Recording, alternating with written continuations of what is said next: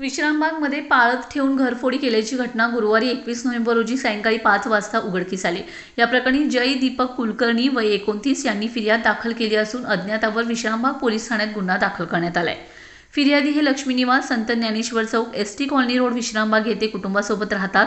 10 November रोजी सायंकाळी 6 वाजता ते बाहेर गेले असता कुणीतरी अज्ञात चोरट्यांनी फिर्यादीच्या घराच्या खिडकीमधून घरामधील बेडरूमच्या दरवाजाची कडी कोयंडा तोडून घरातील 2 लोखंडी कपाट उघडून त्यांचं ड्रॉवर उचकटून त्यामधून चांदीची भांडी, 3 मोबाईल आणि कॅमेरा तसेच स्टोअररूममध्ये ठेवलेल्या 3 पाण्याच्या मोटारी असा 49,000चा मुद्देमाल चोरून नेलाय म्हणून फिर्यादी यांनी विश्रामबाग पोलीस ठाण्यात फिर्याद दिली।